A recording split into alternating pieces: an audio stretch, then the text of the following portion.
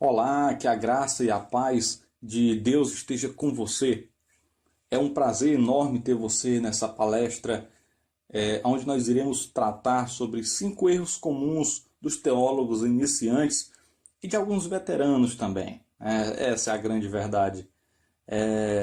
Eu me sinto honrado com a sua presença nesta palestra e eu quero pedir perdão porque esta palestra era para ter acontecido ontem, sexta-feira, às 8 horas da noite, mas por questão técnica, por motivos de conexão de internet que não estava transmitindo a contento, não foi possível.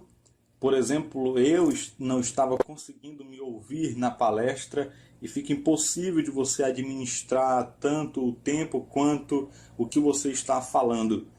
Mas nós estamos hoje aqui e eu quero apresentar para você uma palestra. Não vai ser demorada, vai ser em torno de 1 hora e 10 minutos no máximo, assim espero. Mas eu acredito que você irá sair daqui desse período de estudos com um aprendizado enorme e que fará uma diferença tremenda na sua prática teológica. Esta palestra ela é mais direcionada para quem está iniciando na prática teológica, mas eu acredito que, assim como todos nós precisamos aprender sempre um pouco mais, quem é teólogo também já há algum tempo, quem já tem alguma prática dentro da teologia, vá se usufruir também do que nós iremos falar nesta palestra. Deus o abençoe e novamente eu tenho um grande prazer de estar junto com você durante este período que nós estivermos ministrando sobre este assunto. Eu só pediria a você que você guardasse seu celular, colocasse no silencioso para que você não seja incomodado. Tome um copinho d'água, a gente volta daqui 30 segundos para nós continuarmos com o nosso estudo. Deus abençoe. Até daqui a pouco.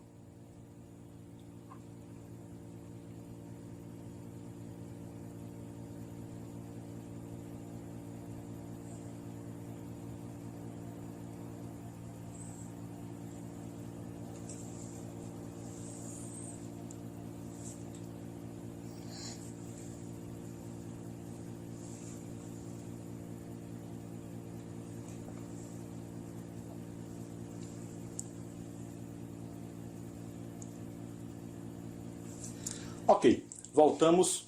Seja bem-vindo se você não estava agora há pouco, quando nós iniciamos. Deus o abençoe, que você possa aprender durante esta rápida palestra, onde nós iremos ministrar, iremos falar um pouco sobre 5 erros comuns dos teólogos iniciantes. São erros que muitas das vezes nós não nos atentamos a eles e perdemos muito espaço. Quando eu falo de espaço, eu não falo da concorrência, até porque isso não deveria pelo menos existir entre teólogos, e já eu vou dizer por quê. Mas eu falo de espaço na questão de você não ter a sua mensagem ouvida por quem precisa ouvir. Este é o espaço que nós teólogos precisamos conquistar dentro da igreja e dentro da sociedade. Muitas vezes nós temos uma mensagem, um conteúdo riquíssimo para transmitir, nós temos ensinamentos riquíssimos para transmitir, mas não temos o espaço para ministrarmos isso, para falarmos disso, para apresentarmos isso para as pessoas.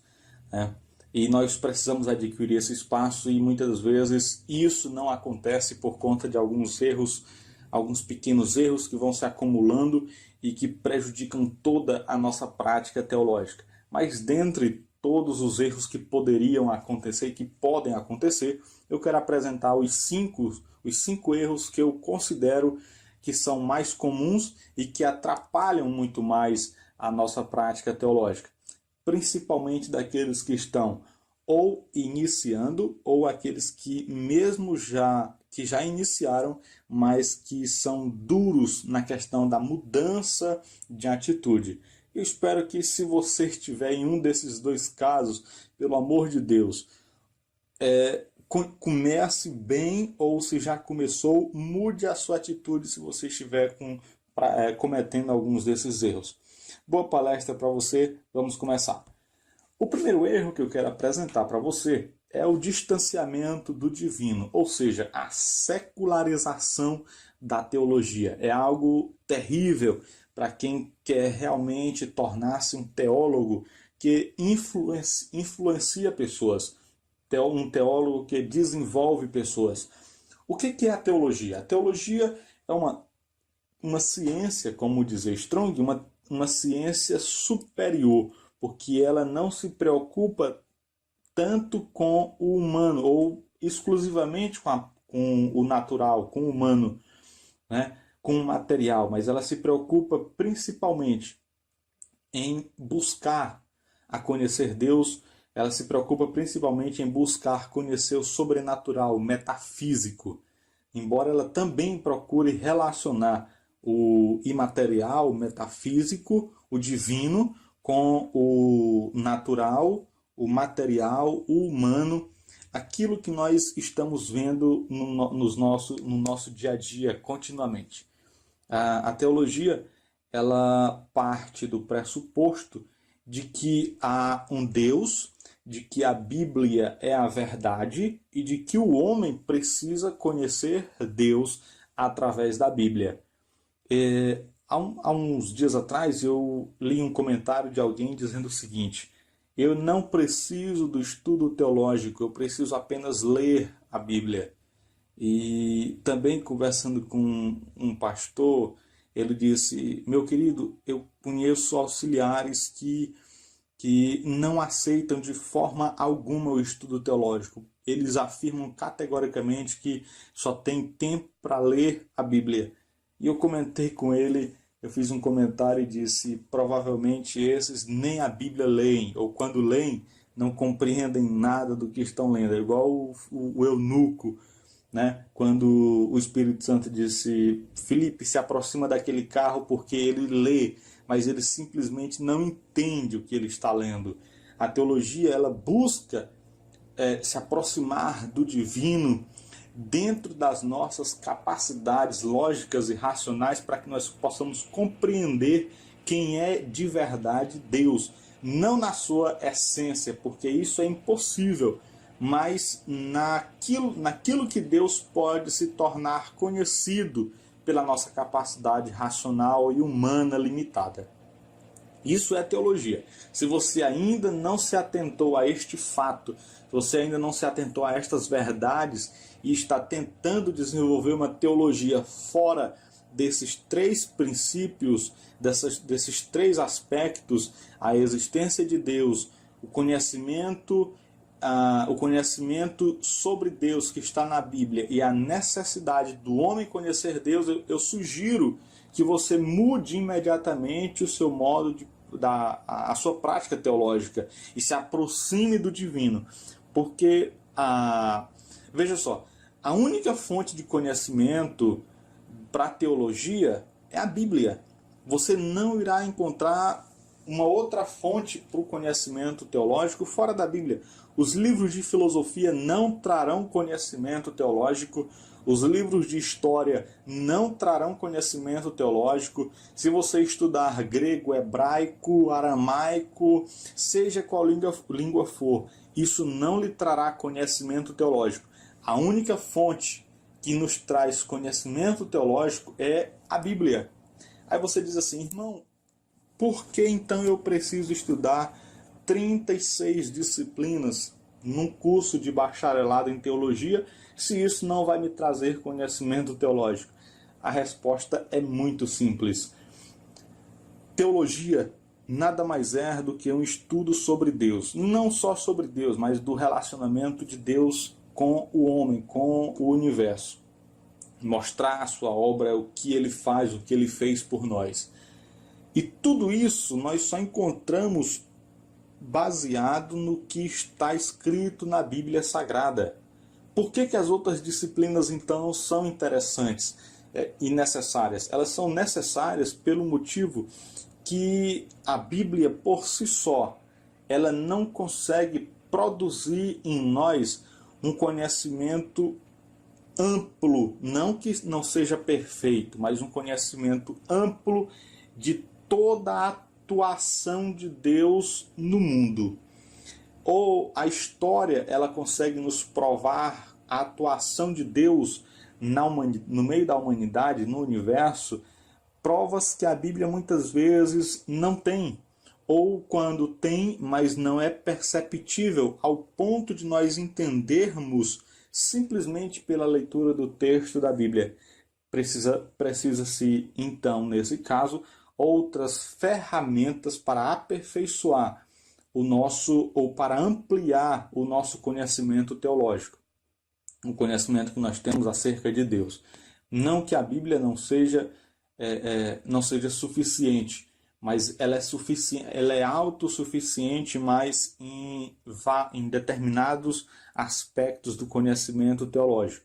Em outros aspectos, nós precisamos de ferramentas extras para que haja uma real compreensão do que o texto está trazendo para nós, do que Deus quer transmitir para a nossa mente limitada, nossa mente humana, a nossa razão, a nossa lógica, que nem sempre é capaz de entender Deus na sua perfeição.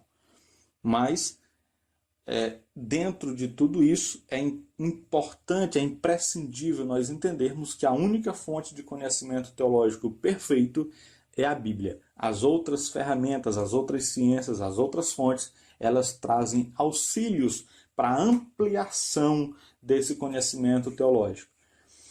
E deve-se notar também que um dos papéis do teólogo é explicar o fenômeno religioso, espiritual e teológico, ou seja, compreender como se dá o relacionamento do homem com Deus, como se dá as ações, as atitudes dos homens dentro do âmbito espiritual. E esses fenômenos, eles são explicados unicamente através do estudo teológico, através da busca pelo divino. Quando nós nos distanciamos do divino, simplesmente não há condições de se explicar tais fenômenos, tanto religioso quanto espiritual ou teológico. Por que que isso acontece? Por que que aquilo é daquele jeito? Qual é a explicação? Qual a razão? Qual o motivo? Quando nós nos distanciamos ou quando nós desconhecemos o aspecto divino no estudo teológico, nós simplesmente não conseguiremos promover uma prática teológica aperfeiçoada, plena e que traga resultados e desenvolvimento para aqueles que estão ao nosso redor. O segundo erro é não termos uma missão de vida bem definida. Eu gostaria de apresentar para vocês 3 aspectos sobre essa questão da missão. Definir a missão de vida não é exatamente um definir, né? Não é exatamente você sentar e dizer, olha, minha vida vai ser isso, vai ser isso, vai ser aquilo. Eu sou isso ou eu sou aquilo. Não é exatamente isso. A palavra mais correta seria lapidar a missão de vida, ou sua missão de vida. Veja por quê. Por exemplo, pessoas que se dedicam a estudar sobre liderança, nem todas elas estudam apenas como ser um bom líder, mas algumas estudarão ou estudam como formar bons líderes. Veja que todos eles têm a mesma missão, mas um tem aspectos diferentes no seu projeto de vida. E isso nós precisamos fazer. E quando nós não fazemos, nós ficamos à deriva, sem saber exatamente aonde é que nós iremos nos aplicar para que assim nós consigamos fazer a diferença no mundo, a diferença na igreja, na sociedade. Enquanto nós não definirmos ou lapidarmos a nossa missão de vida de forma bem definida, nós ficaremos andando de um lado para o outro, nós ficaremos cocheando entre 2 pensamentos, entre 2 vontades, entre vários objetivos de vida. Quando nós definimos ou exatamente a nossa missão de vida, nós conhecemos bem a nossa missão de vida, aí sim, nós teremos êxito naquilo que nós nos propormos a fazer. E isso é tão interessante e necessário mesmo, obrigatório, que todos os alunos do Instituto de Teologia Logos, eu acredito que já me ouviram falar sobre isso, e eu aconselho todos a definirem exatamente qual é a sua missão de vida. Por isso, eu aconselho a todos os alunos que cada um, após definir exatamente em que área ele deseja se aperfeiçoar, que ele procure selecionar materiais que se relacionem diretamente àquilo que eles estão desejando, àquilo que eles estão almejando, né? Porque a missão de vida é o fator principal da integridade, do sucesso que nós temos naquilo que nós nos propomos a fazer. Quando nós definimos nossa missão de vida, praticamente 90% de todos os nossos objetivos já estão alcançados, né? Porque você já sabe exatamente o que fazer. E é impressionante como nós vemos pessoas que tentam explicar tudo, tentam conseguir tudo, tentam fazer tudo. Infelizmente passam a vida inteira e não conseguem fazer nada, porque ainda não conseguiram visualizar para que eles nasceram, vamos dizer assim. Para que eles estão vivendo, para que eles estão no mundo, certo? Então, defina bem a sua missão de vida e assim você vai se tornar um teólogo diferente da maioria. Se você já se considera um teólogo e ainda não conseguiu se destacar dentro da prática teológica, talvez este esteja sendo o seu problema. Você está tentando se encontrar, né? Então, antes de qualquer coisa, se encontre. Seja aquilo para o qual você nasceu. Simples assim. Ok?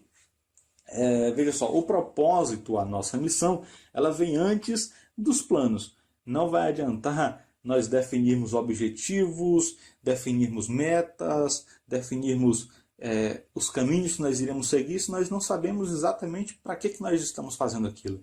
Se nós não sabemos exatamente aonde nós devemos chegar, tá? O sucesso dos planos que nós elaboramos depende da integridade da nossa missão. E essa integridade, ela só acontece quando você conhece, define, quando você lapida mesmo a sua missão de vida. Dentro da teologia isso é imprescindível. Deixa eu falar para você. Há um tempo atrás, eu me via em um beco sem saída. Eu não sabia exatamente o que eu iria fazer da vida, né?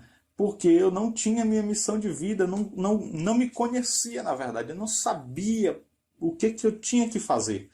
A partir do momento que eu descobri qual era a minha missão, a minha missão de vida, aí sim as coisas começaram a andar, começaram a entrar nos eixos, e os planos que eu fazia, eu desmanchei boa parte deles para definir um plano baseado na minha missão de vida. E se você fizer isso também, eu acredito que você vai ter o sucesso que você está esperando.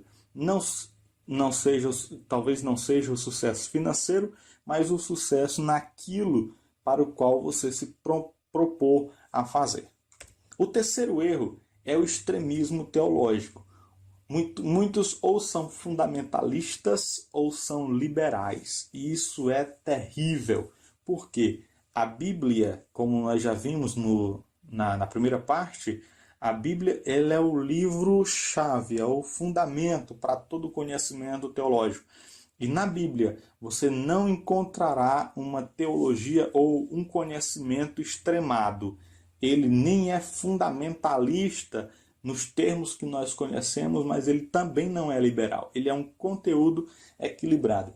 Por isso que o apóstolo Paulo, escrevendo aos Gálatas, ele disse, olha, cuidado e que vocês cultivem um dos aspectos do fruto do Espírito, que é a moderação, o equilíbrio. Se você não for equilibrado em sua prática teológica, dificilmente você conseguirá ter algum resultado, algum proveito, dificilmente haverá um desenvolvimento pleno. E eu vou lhe falar por quê. Nós temos um conceito de fundamentalista que diverge um pouco do real conceito de fundamentalismo. O pastor teólogo Norman Geisler, ele disse, olha, todo crente precisa ser fundamentalista, ou seja, todo crente precisa entender os fundamentos da sua fé. E isso é ser fundamentalista. O problema é que hoje nós temos um fundamentalismo religioso que, ao invés de nós buscarmos a essência do cristianismo, a essência da nossa espiritualidade, nós estamos tentando fazer com que tudo gire ao nosso redor. Ou seja, nós estamos em um radicalismo religioso e teológico tremendo. Quando nós somos pentecostais, queremos que tudo gira em torno do pentecostalismo. Quando somos reformados, queremos que tudo gira em torno da doutrina reformada. Quando nós somos liberais, queremos que tudo gira em torno daquilo. Então, é como se o nosso conhecimento teológico, a nossa teologia, fosse o centro de tudo que existe e acontece, tanto no mundo natural quanto no mundo espiritual. E isso não pode acontecer. Esse fundamentalismo religioso, esse fundamentalismo teológico, traz prejuízos tremendos. Eu não sei se tem alguém que faz parte do islamismo que está me escutando agora, ou talvez dos testemunhas de Jeová, por exemplo. Mas esses grupos religiosos, eles são fundamentalistas religiosos. Eles querem que tudo gire em torno daquilo que eles entendem ser a verdade. E nem sempre essa é a verdade, nem sempre isso funciona. Tá? O outro aspecto é o liberalismo religioso. Ou eu poderia falar libertinagem. Infelizmente, nós vivemos em um período onde algumas religiões, algumas igrejas, alguns grupos religiosos praticam uma libertinagem religiosa. Tudo é permitido. É como se Deus fosse um Papai Noel da vida, aonde ele olhasse e dissesse, muito bem, deixa para depois, eu vou resolver depois. É como se Deus permitisse que tudo acontecesse por pura e simples ignorância humana. O problema é que o apóstolo Paulo, escrevendo aos Romanos, ele disse, olha, ninguém se sinta como desconhecedor da vontade de Deus, porque até mesmo a natureza proclama as obras de Deus. Então, quando nós praticamos esse liberalismo religioso, quando nós praticamos uma libertinagem religiosa, ou quando a nossa teologia é uma teologia libertina, né? Quando nós não nos preocupamos em incentivar ou convocar as pessoas a andarem conforme o propósito de Deus e não conforme o propósito do mundo corrompido, nós dificilmente, ou eu lhe digo seguramente, você nunca conseguirá ser um teólogo que vai desenvolver pessoas. Porque mesmo que você acredite que isso esteja acontecendo, com uma prática teológica liberal, você estará empurrando cada vez mais pessoas a um abismo eterno. Mas uma outra coisa que o principal efeito desse extremismo teológico, ou quem é fundamentalista, ou quem é liberal, é que vai haver ou há uma visão espiritual e teológica comprometida. Pura e simplesmente isso. Ninguém que é liberal ou fundamentalista tem uma visão espiritual equilibrada. É impossível de isso acontecer. Ele sempre terá uma visão teológica, uma visão espiritual, uma visão do divino comprometida. É certeza que isso acontece. Por quê? Por dois motivos. O fundamentalismo ele restringe a visão, ou seja, A pessoa que é fundamentalista, ele não consegue enxergar outros posicionamentos teológicos acerca daquilo que ele acredita ser a verdade, né? Só que também o liberalismo ele traz prejuízo, e o prejuízo talvez seja pior, porque ele cega. Ele não apenas inibe outras visões, mas ele cega a nossa visão teológica. Nós simplesmente passamos a não enxergarmos a teologia como ela verdadeiramente é. Para quem pratica isso, praticam esse liberalismo teológico, simplesmente ele não consegue mais enxergar a verdade por trás dos problemas espirituais que acontecem na nossa sociedade. Enquanto o fundamentalista ele está atento aos problemas, mas ele não permite que outras soluções fora daquele acredita ser a verdade sejam colocadas em prática para resolver aqueles problemas, o liberalista ele simplesmente não enxerga as soluções para o problema, porque ele acredita que não há problema. Então, o extremismo teológico é tremendo, é horrível, é prejudicial, é altamente mortífero para quem pratica uma teologia nestes termos. O erro número 4, um erro comum, é não se ter objetivos SMART. Eu acredito que muita gente já ouviu falar desses termos, ou desse termo, no empreendedorismo, nos negócios, empresas. O que são objetivos SMART? SMART são objetivos que são específicos, mensuráveis, atingíveis, relevantes e temporais. E eu meditando um pouco, eu encontrei alguma coisa que pode se enquadrar em um objetivo SMART. Observe que a sua prática teológica, ou a nossa prática teológica, ela precisa também seguir mais ou menos essas orientações. Por exemplo, vamos utilizar o plano da salvação para a humanidade, o plano que Deus estabeleceu para a humanidade, né? Seria a teologia da salvação. A salvação foi um objetivo SMART? Foi. Por quê? Porque ela foi específica. A especificidade da salvação era salvar a humanidade.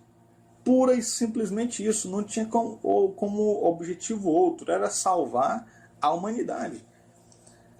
Entenda essa salvação não apenas como a salvação progressiva, mas como a salvação terminal, vamos dizer assim.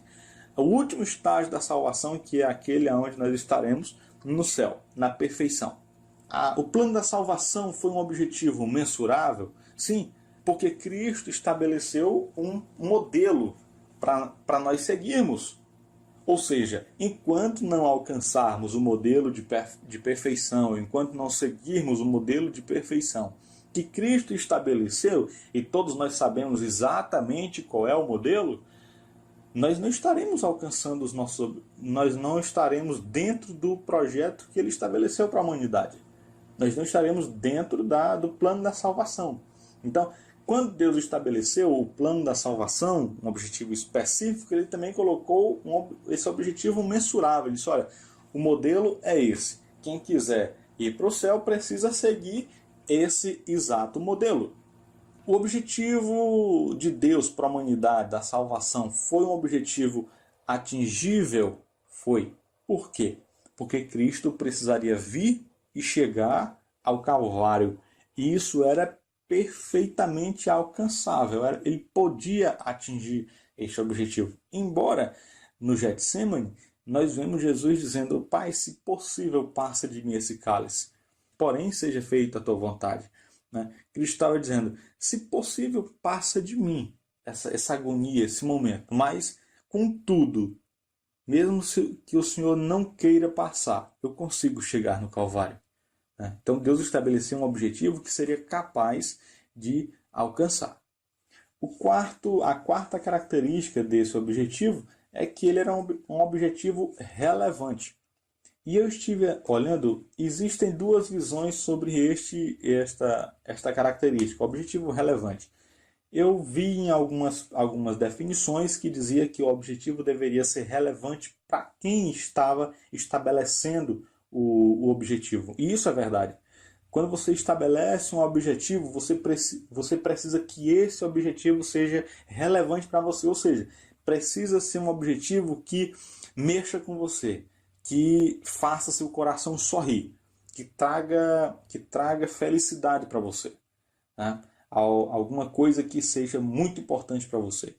Mas uma outra visão dessa relevância não é da pessoa que estabelece, mas é da pessoa que irá ser atingida com aquele objetivo. Ou seja, o estágio final da missão para a qual eu fui chamada. No caso de Jesus, no caso de Deus, o objetivo que ele estabeleceu foi salvar o mundo. Mas esse objetivo era muito mais, essa missão era muito mais relevante para o mundo do que para Deus. Por quê? Porque o mundo precisava de perdão.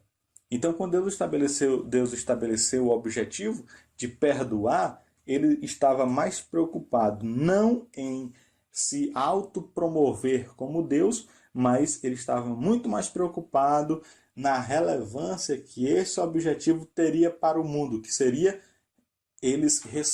nós recebermos o perdão pelos nossos pecados. Quando nós praticamos teologia, ou quando nós definimos um rumo para a nossa teologia, quando nós vamos escrever um artigo, quando nós vamos fazer alguma ação que envolva teologia, quando vamos escrever um livro, sempre é bom termos isso em mente. O objetivo é importante ou é relevante unicamente para nós, ou ele é muito mais importante e relevante para quem vai ouvir nós? Para as pessoas que terão acesso a isso que eu estou fazendo. Se o seu objetivo for muito mais relevante para as pessoas que terão acesso àquilo que você irá fazer, continue em frente. Se ela for muito mais relevante para você, o ideal é que você mude o que precisar mudar na sua prática, no seu livro, no seu artigo, para que ele se torne mais relevante para as pessoas e seja um pouco menos relevante para você, ok? A última característica dos objetivos SMART é que eles precisam ser temporais, ou seja, acontecimentos sequenciais. O plano da salvação aconteceu exatamente dessa forma. Deus estabeleceu uma sequência para que a salvação da humanidade fosse completada. Quando você estabelecer um objetivo, sempre estabeleça tempos, sequências, né? Datas para acontecimentos. Por exemplo, eu vou escrever um livro sobre teologia. Estabeleça, em 2 semanas eu quero procurar toda a bibliografia, em 2 meses eu quero fazer os rascunhos do livro, daqui 10 meses eu quero ter o projeto do livro concluído, em 1 ano eu quero fazer o lançamento do livro. Não sei, estabeleça seus objetivos, estabeleça tempo para os seus objetivos. Porque se você disser, daqui uns 2 anos mais ou menos eu quero lançar um livro, provavelmente é possível que isso aconteça, chegarão os 2 anos e você não terá saído do sumário desse livro, você não terá saído da introdução desse livro, se não houverem passos, acontecimentos sequenciais e temporais estabelecidos para que isso possa acontecer, ok? Vamos nos ater a esse 4º erro e que nós procuremos dissolvê-los, tirá-los da nossa prática teológica, sempre mantendo objetivos específicos, mensuráveis, atingíveis, relevantes, principalmente para o seu público e também temporais. O 5º erro é uma visão distorcida do papel da igreja na sociedade. Queridos, isso é interessante demais, porque, veja só, quem é a igreja? O que é a igreja? A igreja são pessoas separadas, pessoas tiradas do pecado, tiradas do mundo, tiradas de um sistema espiritual corrupto e também de um sistema natural corrupto que é a sociedade atual. Isso é a igreja. Mas muito mais do que isso, a igreja somos cada um de nós que fazemos parte do corpo místico de Cristo. né? Isso é a igreja também. E a igreja, tanto como instituição, como um corpo místico, ou como nós que somos participantes deste corpo místico e que somos também uma igreja individual, precisa se desenvolver todos esses conceitos, todos esses tipos de igreja e torná-las como agências de transformação. Transformação espiritual, transformação social, transformação pessoal.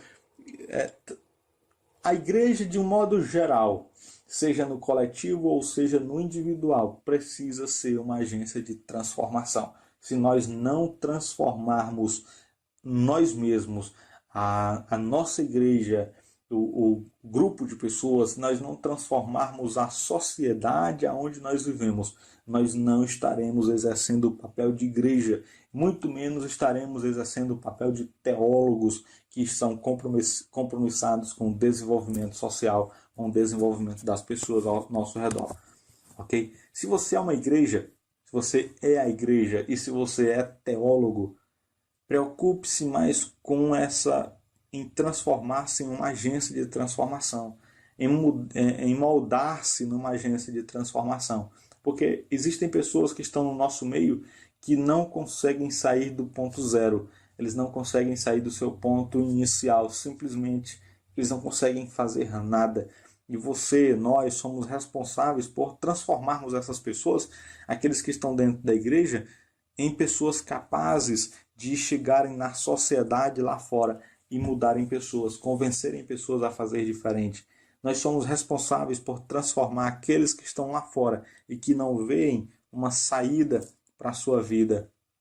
Nós somos responsáveis por isso, tanto como igreja, como quanto teólogos, né? Por isso que no método Escreva Seu Livro em 8 semanas, que já era para nós termos lançado, mas infelizmente ainda não houve condições, a primeira parte do livro eu falo exatamente sobre isso. O que nós precisamos hoje não é de livros considerados enciclopédias, mas livros que resolvam problemas específicos da nossa atualidade, seja um problema social, seja um problema espiritual. Terceiro, o teólogo ele precisa atuar como um agente social, além de já ser um agente espiritual. E como isso é importante para nós? A igreja, como agência de transformação, ela não pode se fechar em 4 paredes, ela precisa sair para fora. Foi isso que aconteceu na igreja primitiva. Os discípulos, os apóstolos, eles se fecharam na igreja em Jerusalém, para que eles pudessem sair pelo mundo, transformando toda aquela sociedade, independente da perseguição que havia. Foi necessário a perseguição aumentar ainda mais por parte do Império Romano, né? E que não precise haver perseguição para que nós possamos nos transformarmos em agentes sociais de transformação também. Como que isso é possível? É muito fácil, é muito simples, basta que cada um de nós queiramos fazer a nossa parte. Se você é um teólogo, você pode trabalhar na igreja, você pode trabalhar em uma instituição social, você pode trabalhar com evangelismo, você pode trabalhar em instituições públicas, você pode trabalhar também e principalmente na área da educação. A educação é um veículo importantíssimo como agência de transformação. E uma das formas de isso acontecer é você hoje, nos dias atuais, através de um curso de teologia reconhecido pelo MEC.